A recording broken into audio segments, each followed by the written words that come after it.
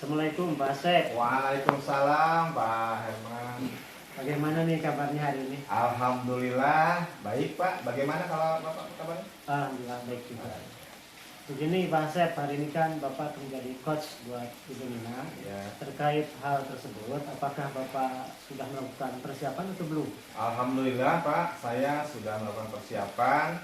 Jadi coaching hari ini dengan Ibu Nina, saya akan menggunakan halotir Pak.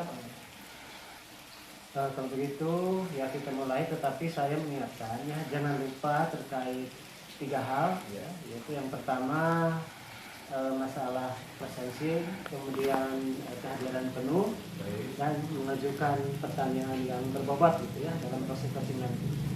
Kalau begitu, maka silahkan dimulai Pak Asep. Baik, terima kasih Pak Herman. Assalamualaikum Pak Asep. Waalaikumsalam Ibu Nina.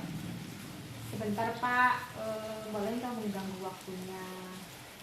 Saya ingin cerita sih Pak pada Bapak tentang akhir-akhir ini apa yang saya rasakan di kelas gitu Pak. Ya. Baik Bu Eva, jadi apa nih yang mau diceritakan kepada saya? Begini Pak, akhir-akhir ini saya merasa murid-murid saya di kelas itu kurang antusias Pak kalau belajar. Mereka tidak bersemangat gitu. Terkadang dari semua siswa yang ada di kelas saya hanya 50% Pak yang mengerjakan tugas-tugas yang saya berikan itu Pak. Jadi menurut Ibu Nina, apa yang Ibu Nina harapkan dari obrolan kita hari ini? Tentunya saya mengharapkan solusi atas permasalahan tentang antusiasme murid-murid saya Pak di kelas gitu. Jadi menurut Ibu Nina, hal apa saja yang membuat murid-murid Ibu kurang antusias dalam pembelajaran bersama Ibu di kelas? Kalau yang saya ingat kembali ya Pak, mungkin yang menyebabkan murid-murid saya kurang antusias itu yang pertama, pembelajaran saya sepertinya membosankan Pak, monoton gitu. Tidak saya yang lebih dominan gitu berbicara di depan tanpa menggali kesempatan kepada murid saya untuk mengungkapkan pendapatnya gitu Pak. Wah, saya sependapat dengan Ibu Nina. Lalu menurut Ibu Nina, apa saja yang membuat murid-murid asik dan tidak bosan dalam pembelajaran dengan Ibu Nina di kelas? Kalau menurut saya, supaya pembelajaran itu asik dan tidak membosankan, bagaimana Pak kalau begini ya? Sekarang kan banyak dari YouTube gitu ya Pak, dari YouTube, dari artikel di internet, apalagi ya anak-anak tingkat SMK itu apa sih? Senang TikTok ya Pak, Ya, dari TikTok juga dijadikan referensi, kemudian dari IG gitu Pak, bisa nggak ya Pak? Baik Ibu Nina, lalu untuk tugas yang diberikan kepada murid-murid Ibu, apakah penyebabnya sehingga kurang antusias dalam pengumpulan tugas? Ibu Nina kan tadi menyampaikan ya, bahwa dari jumlah total di kelas itu anak-anak hanya 50% saja yang mengumpulkan tugas Ibu. Kira-kira penyebabnya apa? Kemungkinan begini ya Pak, tugas-tugas yang saya berikan itu terlalu banyak Pak. Jadi berisi banyak sekali pertanyaan tanpa saya memberikan sumber belajar yang beragam gitu Pak. Ini seperti itu. Kalau boleh tahu, Ibu Nina menggunakan sumber belajar apa saja pada saat di kelas? Saya sih lebih banyaknya menggunakan buku teks Pak yang ada disediakan di kelas gitu. Oh, begitu ya. Adakah sumber belajar dari yang lain? Saya pikir sebetulnya banyak juga ya Pak. Ya. Bisa dari YouTube, bisa dari artikel di blog gitu, tulisan ilmiah di internet, juga menggunakan aplikasi yang tren gitu Pak. Anak-anak muda sekarang kan lebih digitalnya lebih maju gitu Pak. Nah, betul sekali Ibu Nina. Saya yakin sekali bila Ibu Nina bisa menggunakan berbagai macam sumber belajar, pasti akan membuat murid-murid Ibu Nina ini antusias ya dalam pembelajaran di kelas bersama Ibu Nina. Iya Pak. Jadi sekarang apa rencana Ibu Nina untuk menyelesaikan masalah ini?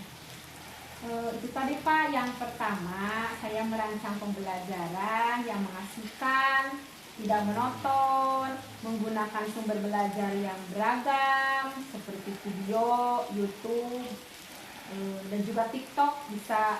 Kemudian yang kedua saya akan memberikan tugas, jadi tidak terlalu banyak Pak.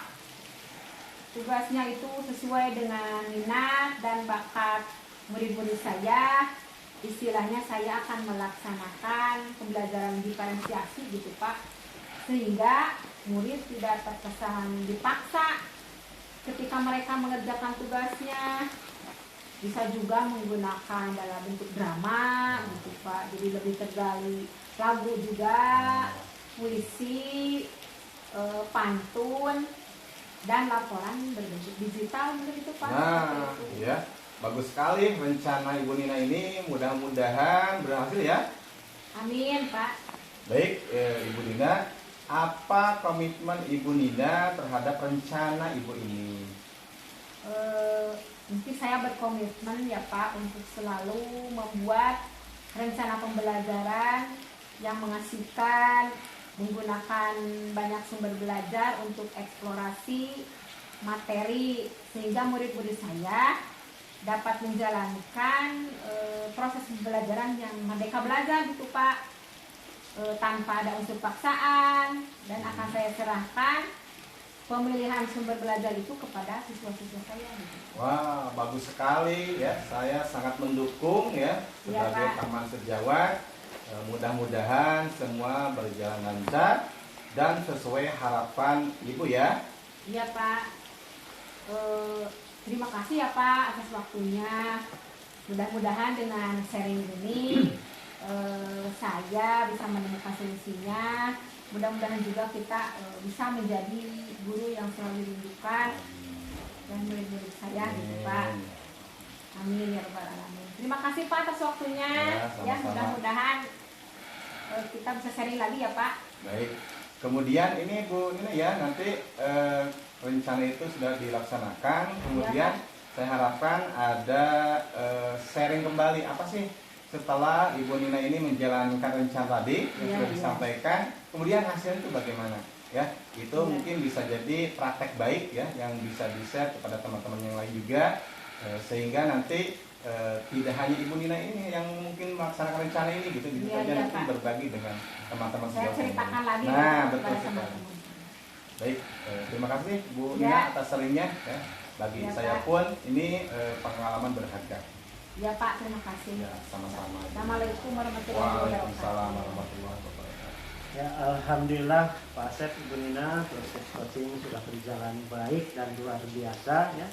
Kalau saya perhatikan alur ceritanya sudah berjalan ya, mulai dari penentuan tujuan, identifikasi masalah, rencana aksi, dan tanggung jawab. Selain itu, saya perhatikan juga tadi Pak Asep sudah mampu menggali potensi yang dimiliki oleh Ibu Nina terkait solusi yang akan digunakan untuk memecahkan permasalahan yang dihadapi. Sekali lagi, ini proses coaching yang luar biasa. Mudah-mudahan bermanfaat bagi kita semua. Amin. Amin. Itu kita akhiri saja. Ya. Kita tutup dengan hamdalah. Alhamdulillahirobbil alamin. Terima kasih Pak. Terima kasih Pak.